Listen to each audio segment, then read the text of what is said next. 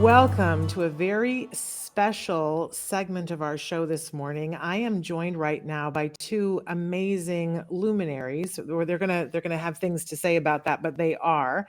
I am here with the amazing Dr. Doreen Granpeesheh and Austin Beutner. We're welcoming him for the first time to the show.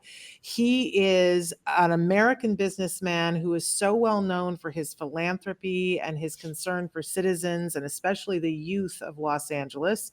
He served as the very first ever deputy mayor of Los Angeles, and most recently, he served as the superintendent for Los Angeles, the public school system.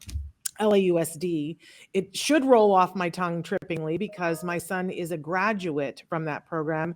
And just a side private note, I have to say a special thank you to this gentleman for steering the ship so efficiently during a pandemic, because his leadership is why my son has a degree and is in college right now. So we have to say a special thank you for that. Also want to say that he has done many other things with his life that have been amazing, including being the publisher of the Los Angeles Times and starting his own charity, founder of Vision to Learn. We're going to ask him a little bit about that as well. But he's here to talk with Dr. Granpeesheh and I about a very important proposition that is on the ballot this year, coming up in just a couple of weeks here in the state of California. And before any of you go, okay, I'm not in California, this has nothing to do with me, let me assure you it does. Because we have seen this before, that as California goes, so goes the rest of the country, hopefully, right? And it does frequently.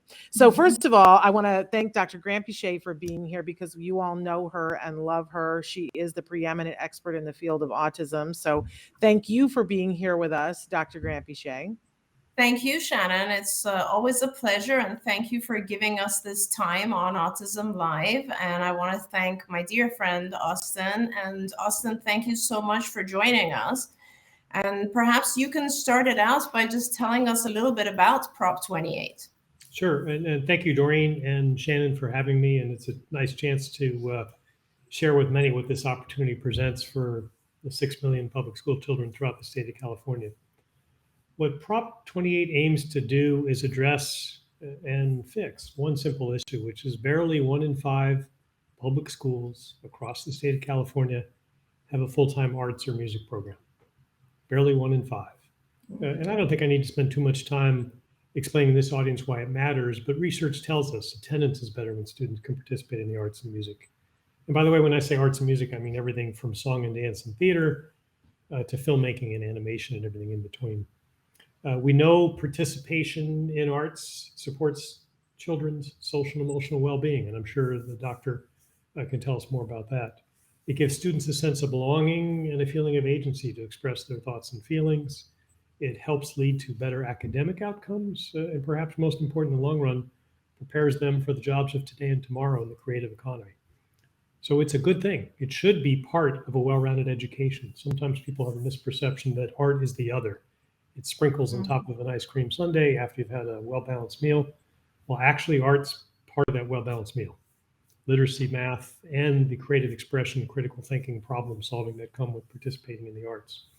So what Prop 28 will do is provide about $1 billion each and every year forever to public schools in the state of California, which will more than double the number of people teaching in schools, giving school children a chance to participate in arts and music. It'll do that without raising taxes on anybody, which is a pretty good thing for those of us who live in the state of California.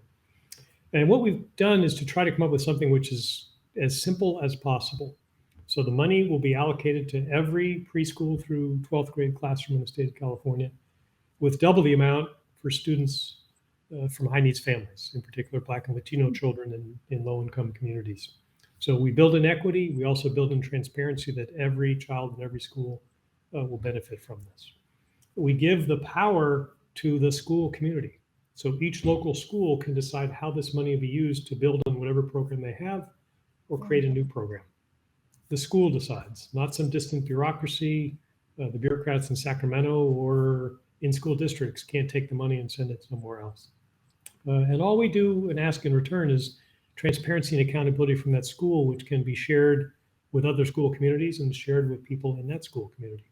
So each year, the schools have to prepare a report which answers 3 very simple questions. What did you spend the money on? How is that aligned with state standards in the arts? And what impact did it have on children? And if you think about it, and I'm quite familiar, having been superintendent of the largest school system in the state of California, there's very little transparency in school spending. We know the state spends a significant amount of money, but not enough to provide arts and music. Well, why is that? Well, this will provide instant transparency in arts and music, and we hope will help with the sharing of best practices. Because if Doreen School's got a fantastic program in dance, Shannon School community is looking for something, they can share. And so by putting the information in the hands of families, it gives them agency. It gives them the ability to choose what's best for their child and what's best for their school. So we're excited about this opportunity. It will be on the November 8th ballot, as you mentioned. We had to collect about 1 million signatures from people throughout the state of California to get on the ballot. And to give you some sense of the enthusiasm I think voters will have for this, we did that in less than 90 days. When you open your voter guide, you'll see on the left side of the page the arguments for the initiative, and the right side will actually be blank. It will just say no argument was submitted in opposition. And while I'm not an expert on ballot initiatives in the state of California, it's the first time I can recall that there's literally no opposition. So look at what we're trying to do, and I think it's a big, big opportunity for California to lead the way again in terms of providing a great education for children in our public schools. Absolutely amazing. Dr. Congratulations. Granpeesheh, yes, congratulations. Dr. Granpeesheh, I wondered if you could just weigh in a little bit about how important the arts are for the population that's neurodiverse, because a lot of people watching this show have kiddos that are on the spectrum and in one way or the other. And I think all too often people have this assumption that there are too many other buckets you have to fill. You know, you're getting your ABA, you're getting your speech and your OT, and some people forget about the role that arts can play with this community. Talk a little bit about what you've seen across the span of your professional life.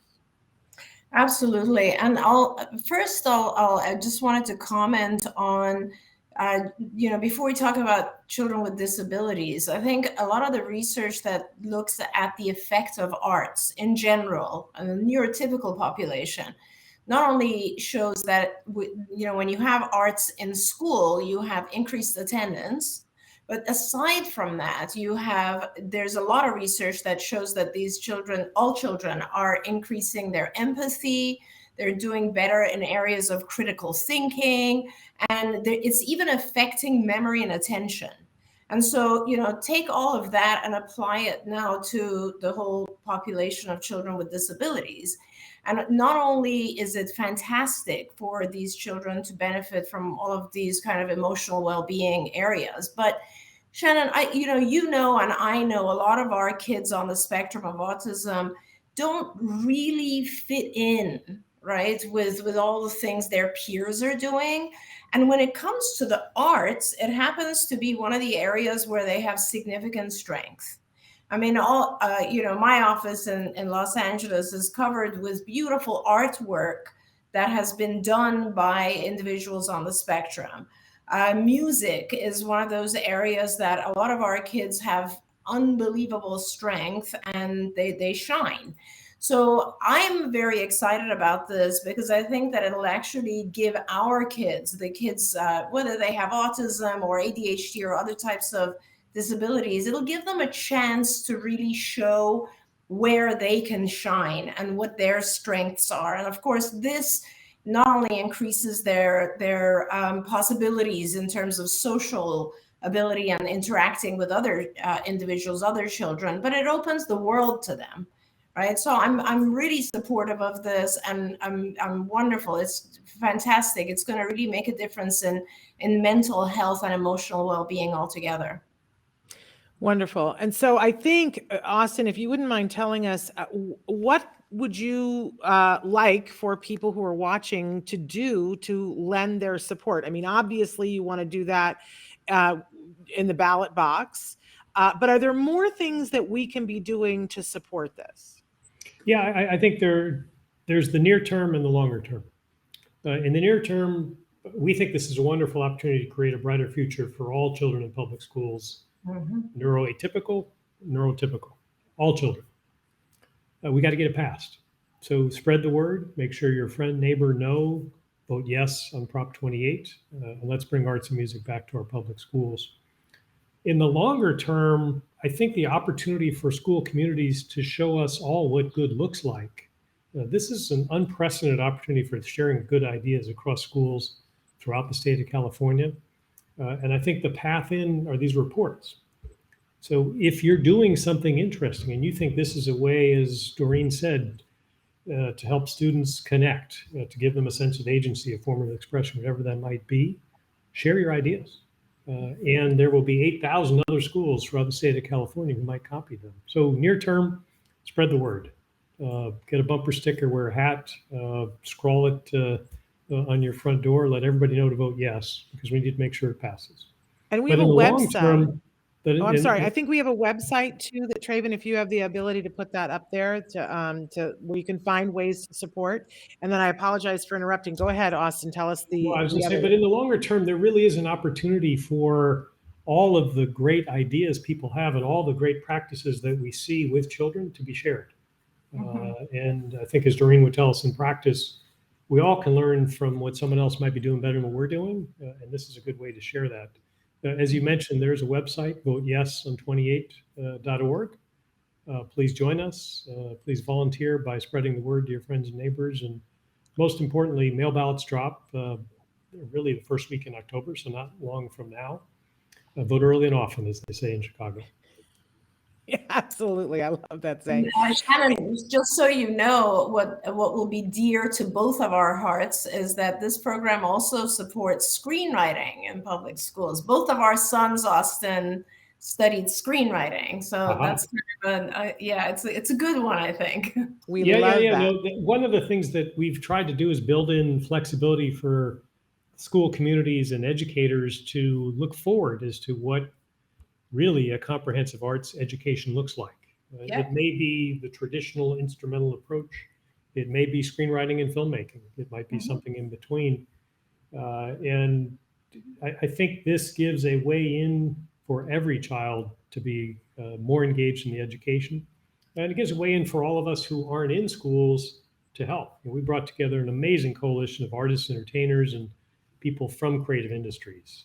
Frank Gehry, the architect, and Gustavo Dudamel, the conductor, and Chris Meledandri, the genius behind the Minions and Despicable Me, and Issa Rae, and Christina Aguilera, and on and on and on. And one of the things that I wind up talking with each of them about is not just getting this passed, but how this is an open invitation for them to come in and collaborate with our kids. So I'd expect to see the screenwriting programs that exist to flourish and many, many more to be set up in the years to come because of this. Wonderful. Absolutely. In fact, you had Katy Perry speak out about how important the arts are. You've got a lot of artists that are doing that. And we have that clip that we can take just a second and take a look at what Katy Perry had to say. So take a look at this. Hey guys, Katy Perry here. I am a big champion of the arts. It changed my life. It gave me an opportunity to express my feelings, work through some things, and just was therapy to me. And I think that the young kids these days are dealing with a lot of emotional stuff, and to have an outlet like music and the arts and to be able to express themselves and whatever they're going through in their daily life is so important. There's freedom there is change, there is healing, and I vote yes for arts and music 100%. Fantastic. And I do think it's important that we end this by making sure that people understand, because it's very complicated this year with the propositions, and there's a lot of airtime going to some other propositions that are in the high 20s. This is not that. So we need to understand that this is Prop 28, and that a vote yes is saying yes to the arts. That's correct. You got it right. And Katie's clip reminded me, I asked one of my children after Katy Perry said something supportive and Quincy Jones did. And I said, what does Katy Perry, Quincy Jones, and Austin Beutner have in common? And my daughter, without missing a beat, said, absolutely nothing, Dad. But we all do support Proposition 28. And as you said, Shannon, it's number 28. Vote yes. And let's make sure we together can create a brighter future for our kids in public schools throughout the state of California. Thank you. Thank you so much. Thank you both for being here, and we'll make sure that we're talking about this more as we get closer to Election Day. And even if you live outside the state of California, now is the time to speak out about the arts. You can make a video like Katy Perry did as well, and let people in your neck of the woods know that the arts are important. Austin, thank you so much for this being your first time. I hope you'll come back another time. I'd love to. Thanks for having me, and really appreciate your support and your voice.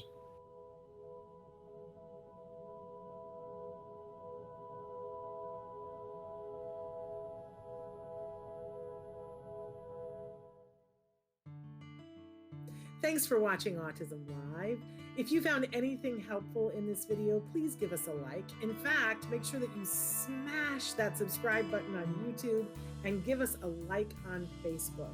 You can also follow us on Twitter and Instagram for important updates. And please download our free podcast wherever you get your podcasts. See you next time. Until then, give your kiddos a hug from me and one for you too. Bye-bye for now.